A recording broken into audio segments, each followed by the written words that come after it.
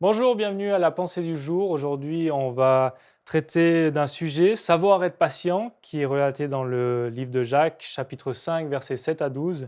Soyez donc patients, frères et sœurs, jusqu'au retour du Seigneur. Voyez le cultivateur. Il attend le précieux fruit de la terre en faisant preuve de patience envers lui jusqu'à ce qu'il ait reçu les premières et les dernières pluies. Vous aussi, soyez patients, affermissez votre cœur, car le retour du Seigneur est proche. Ne vous plaignez pas les uns des autres, frères et sœurs, afin de ne pas être jugés. Voici que le juge se tient à la porte. Mes frères et sœurs, prenez pour modèle de patience dans la souffrance les prophètes qui ont parlé au nom du Seigneur. Nous disons heureux ceux qui persévèrent. Vous avez entendu parler de la persévérance de Job et vous avez vu la fin que le Seigneur lui a accordée.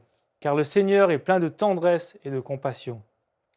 Avant tout, mes frères et sœurs, ne jurez pas que ce soit par le ciel, par la terre ou par une autre forme de serment, mais que votre oui soit oui ou que votre non soit non, afin que vous ne tombiez pas sous le jugement. Ici, Jacques nous parle de quelque chose que nous devrons tous avoir, c'est la patience.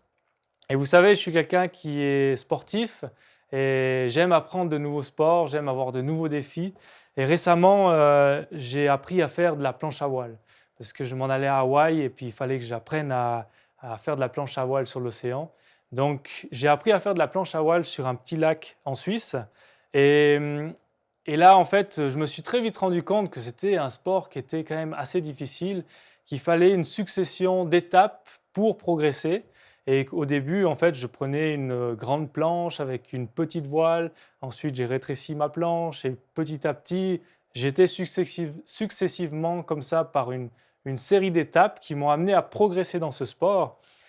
Mais j'ai réalisé que parfois, j'étais un petit peu zélé et j'allais un petit peu trop vite dans les étapes d'apprentissage de la planche à voile. Et je suis arrivé très fier là sur mon petit lac et je me suis dit aujourd'hui je vais prendre une plus grande voile parce que voilà maintenant je maîtrise bien, etc. etc. Et là quand j'ai essayé d'aller trop vite dans mon processus d'apprentissage, en essayant de prendre une grande voile, je me faisais propulser en avant et puis en fait je réalisais que je n'avais pas encore l'équilibre nécessaire pour prendre cette voile-là et que j'étais trop vite dans les étapes. Et parfois dans notre vie de chrétien, ça se passe un petit peu la même chose et dans notre vie courante également. On essaye de brûler les étapes parce qu'on est un petit peu trop pressé. On aimerait que les choses arrivent plus vite ou qu'il y a ça qui se passe à ce moment-là. Et là, on se retrouve à être dans des situations un petit peu litigieuses parce que simplement on essaie d'aller trop vite dans notre vie. Et véritablement, on a besoin de patience. On a besoin de patience sur cette terre et on a besoin de patience avec Dieu parce que les choses que Dieu nous promet, parfois, elles n'arrivent pas tout de suite. Alors, ça répond aussi à un dilemme fondamental de l'être humain, la patience, parce que souvent, on se plaint. On se plaint quand on manque de patience, quand il y a certaines circonstances dans notre vie qui arrivent et que ça n'arrive pas au moment où on veut, on commence à se plaindre.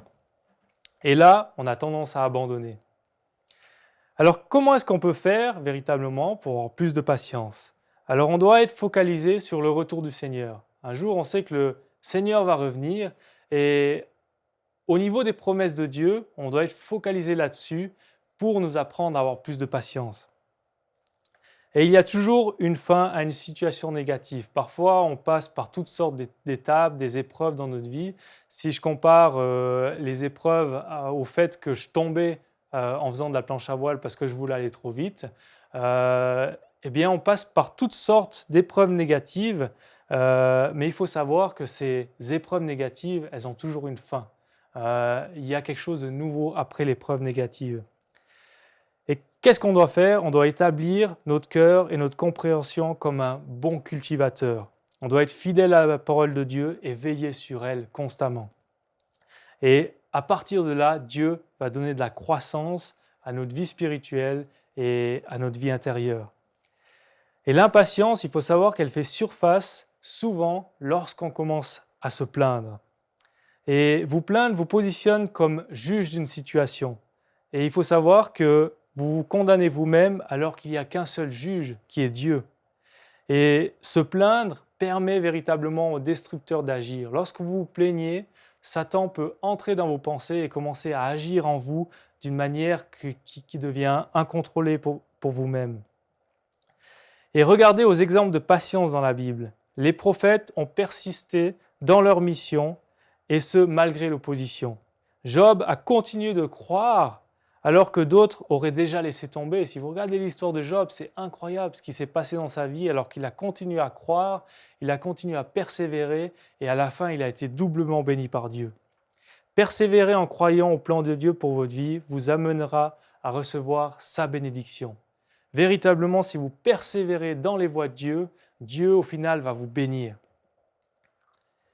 Et par-dessus tout, veillez aux mots qui sortent de votre bouche. Ici, dans le chapitre 5 du livre de Jacques, on réalise que Dieu nous met en garde par rapport aux mots qui sortent de notre bouche.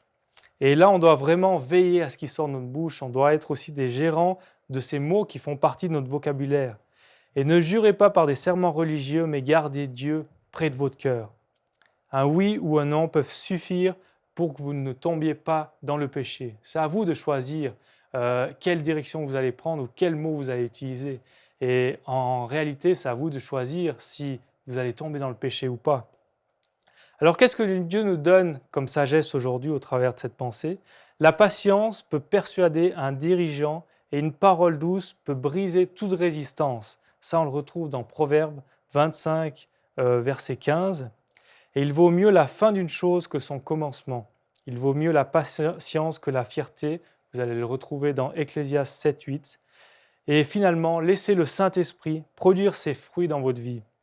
L'amour, la joie, la paix, la patience, la bonté, la bienveillance, la foi, la douceur et la maîtrise de soi, dans Galates 5, 22. Alors prenez ces mots comme des choses acquises dans votre cœur, cherchez-les et Dieu va vous bénir. Pour aller plus en profondeur, vous pouvez lire et télécharger la version complète de cette pensée du jour sur le site enseigne-moi.com.